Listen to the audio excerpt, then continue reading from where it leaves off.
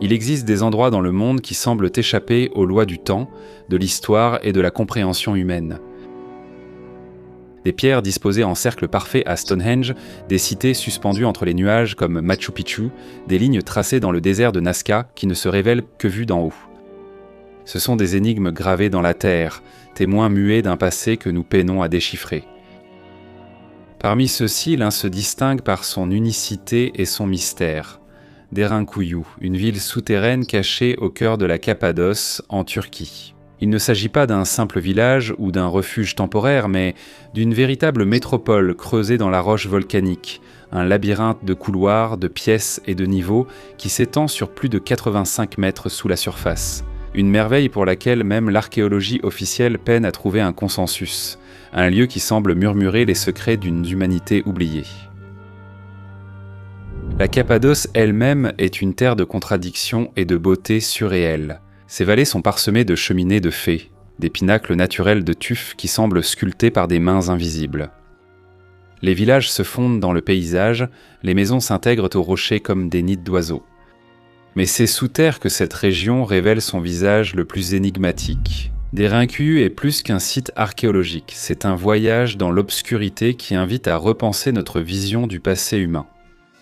Qui aurait jamais pensé que, sous les pieds blancos des bergers et des paysans, se cachait une ville capable d'accueillir des dizaines de milliers de personnes, dotée de réseaux d'eau, de ventilation et des défenses impénétrables. Et pourquoi ? Ces lieux mystérieux partagent une caractéristique commune. Ils défient la logique.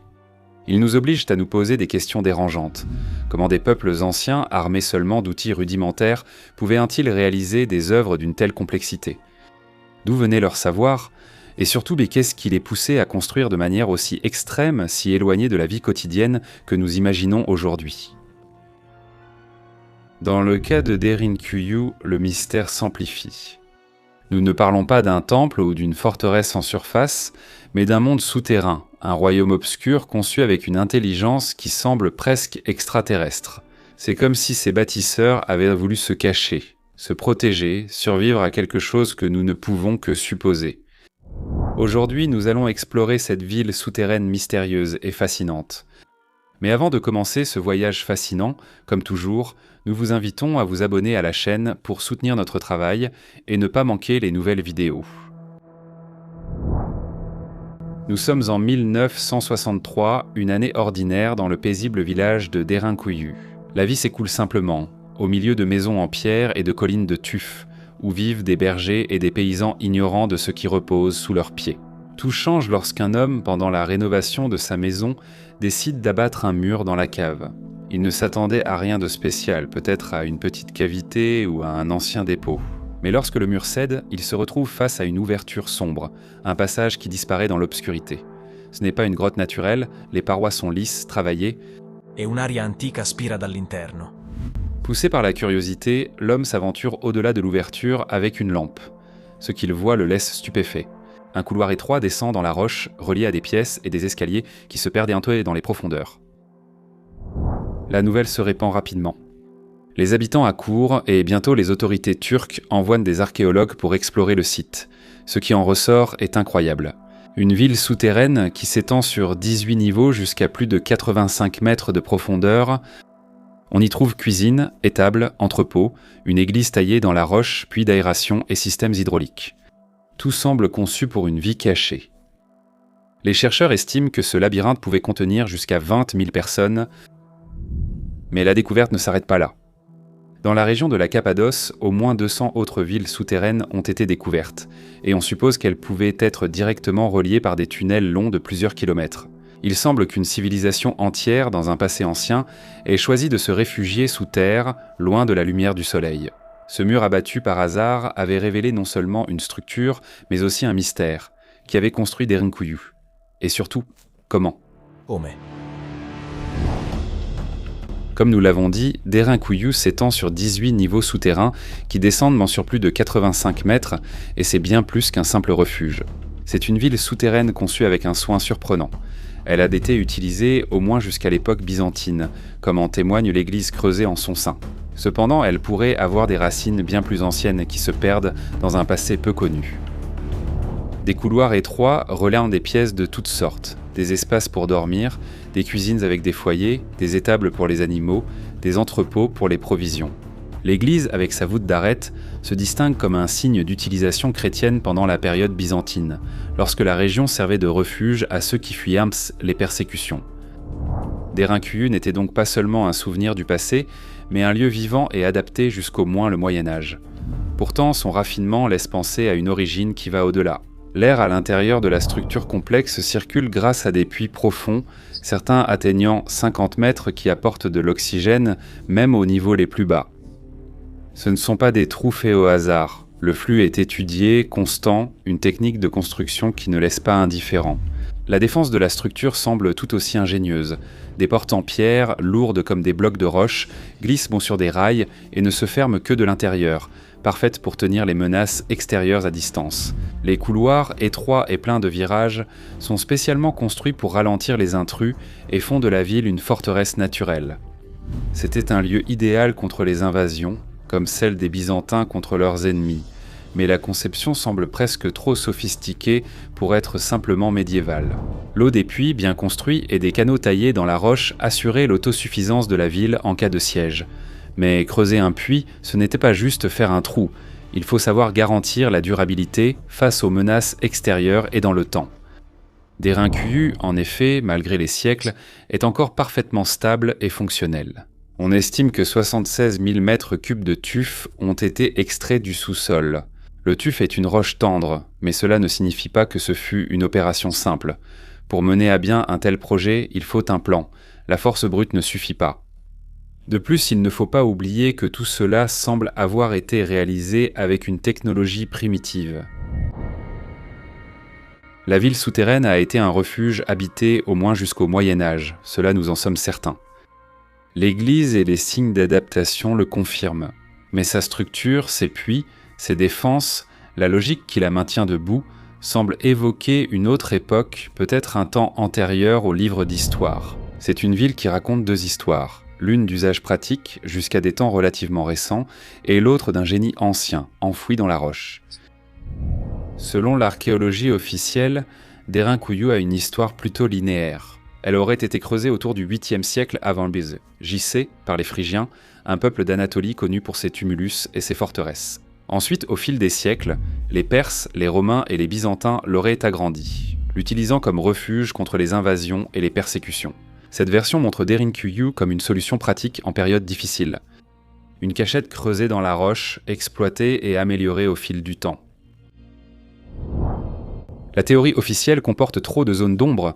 Le premier concerne sans aucun doute la technologie utilisée. Les Phrygiens étaient habiles, certes, mais ils vivaient dans des villages de surface, avec des maisons en boue et en pierre.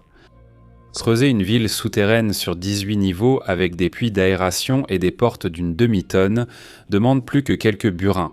Comment faisait-il pour creuser en profondeur sans suffoquer? Comment déplaçait-il des milliers de mètres cubes de roches sans provoquer d'effondrement? Ensuite, il y a une question encore plus importante à laquelle il faut répondre. Pourquoi l'ont-ils construite?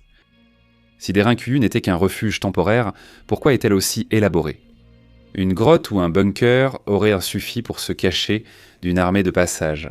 Au lieu de cela, nous sommes face à une véritable ville. Des étables, des cuisines, des entrepôts, de l'eau protégée. Elle semble construite pour résister des années, pas des semaines. Les archéologues répondent à ces questions en soulignant que les guerres étaient très fréquentes à l'époque. Mais les Byzantins, qui l'ont certainement utilisé, avaient en fait déjà des forteresses et des villes en surface. Pourquoi investir autant dans un endroit aussi extrême? Si les Phrygiens l'ont commencé, d'où venait l'idée? Un autre point critique est la datation. La datation au 8e siècle avant Jésus-Christ repose sur des comparaisons avec d'autres sites phrygiens et sur l'utilisation byzantine ultérieure. Mais aucune preuve directe, comme des inscriptions ou objets datables, ne fixe le début aussi tard. La structure tient depuis des millénaires sans céder. Est-il possible qu'elle soit bien plus ancienne? La théorie officielle n'explore pas cette possibilité sans l'exclure totalement. Les critiques à l'égard de la version officielle ne manquent évidemment pas. Certains chercheurs se demandent si les Phrygiens ont vraiment creusé Derinkuyu à partir de zéro, ou s'ils ont trouvé quelque chose qui existait déjà et l'ont adapté. La précision des puits, la logique des défenses, le système hydraulique, cela semble trop pour un peuple de bergers et de guerriers.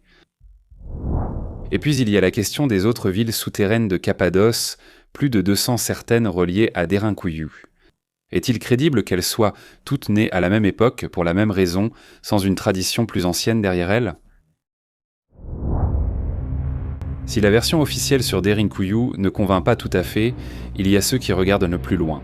Certains chercheurs alternatifs, ainsi que des chercheurs indépendants, repoussent l'origine de la ville souterraine à des milliers, voire des dizaines de milliers d'années, à une époque qui se confond avec les limites de la préhistoire. Il ne s'agit pas seulement de déplacer une date, c'est imaginer un passé différent, avec des civilisations oubliées et des connaissances qui pourraient réécrire notre histoire. Et si nous essayons de considérer Derinkuyu sous cet angle, il ne manque certainement pas de témoignages historiques et d'anciens documents. Par exemple, l'historien grec Hérodote mentionne les Garamantes, un peuple du Sahara libyen qui creusait dans des puits profonds et vivait dans des villes souterraines pour échapper à la chaleur torride de la surface. Ce passage, considéré comme authentique par de nombreux historiens classiques, est l'une des premières références à des habitats souterrains à grande échelle. Strabon, dans sa monumentale géographie, décrit également l'Asie mineure comme une terre riche en passages souterrains, dont certains étaient utilisés à des fins religieuses, d'autres à des fins militaires. En particulier, il fait référence à des constructions qui ne semblent pas avoir été faites par des humains de notre époque, mais par des peuples anciens et désormais oubliés. Une source extraordinaire provient du monde du Moyen-Orient. Le livre des rois d'Al-Tabari, un historien persan du IXe siècle, qui rapporte des traditions remontant à bien avant l'islam. Il y était question de peuples des origines qui, craignant la fureur des éléments, se sont enterrés vivants dans des villes creusées sous les montagnes. Certains chercheurs ont suggéré que de telles traditions orales pourraient injustement faire référence à des structures comme Derinkuyu, dont les origines n'ont jamais été totalement élucidées. En Inde, le Mahabharata, l'un des textes sacrés les plus anciens de l'humanité, daté entre 400 avant Jésus-Christ et 400 après Jésus-Christ, raconte l'histoire des Nagas, des êtres semi-divins, habitants de cités souterraines très avancées, reliées à la surface par des puits et des conduits. La capitale Patala est décrite comme un lieu où le soleil ne parvient pas, mais où la lumière brille quand même et où l'air est purifié par des courants contrôlés par des machines. Selon le sanskritiste Jean Philiosat et d'autres orientalistes, il s'agit de symbolisme religieux, mais la précision technique des descriptions laisse ouverte la possibilité de référence à des technologies réelles. Dans le livre d'Enoch, apocryphe hébraïque exclu de la Bible canonique mais datant au moins du IIIe siècle avant Jésus-Christ, on trouve de nombreuses références à des chambres creusées dans la terre où les anges déchus furent emprisonnés et à des refuges cachés construits pour résister au jugement venant du ciel. L'anthropologue Andrew Collins, auteur de l'essai From the Ashes of Angels, interprète ces passages comme de possibles souvenirs déformés de refuges réels construits à des époques très anciennes. En Égypte également, l'énigmatique Sérapéum de Saqqara, officiellement daté du XIIIe siècle avant Jésus-Christ, présente d'énormes chambres souterraines avec des sarcophages en granit pesant plus de 70 tonnes, sans parler des hypothèses et des théories qui suggèrent l'existence d'une véritable ville souterraine sous le plateau de Gizeh. À Malte, dans l'hypogée de Al-Saflieni, daté d'environ 4000 avant Jésus-Christ, on trouve non seulement des chambres souterraines parfaitement creusées dans la roche, mais aussi des phénomènes acoustiques inexplicables. Certaines pièces produisent des résonances à basse fréquence qui semblent influencer l'état cérébral humain.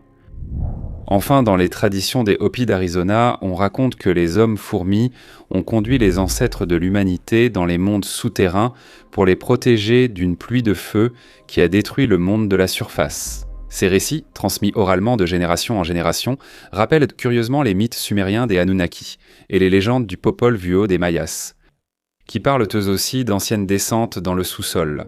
Si l'on considère tout cela ensemble, l'archéologie inexplicable, les textes religieux, les chroniques anciennes et les mythologies partagées, l'idée que Derinkuyu soit le fruit d'une civilisation oubliée, peut-être mondiale, ne semble plus si fantaisiste.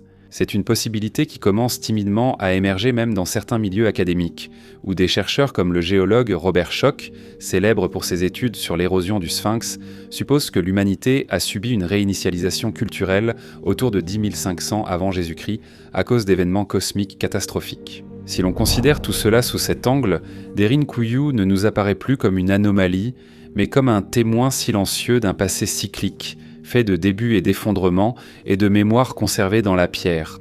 Pouvons-nous donc supposer que Derinkuyu n'est qu'une pièce d'une histoire bien plus ancienne ?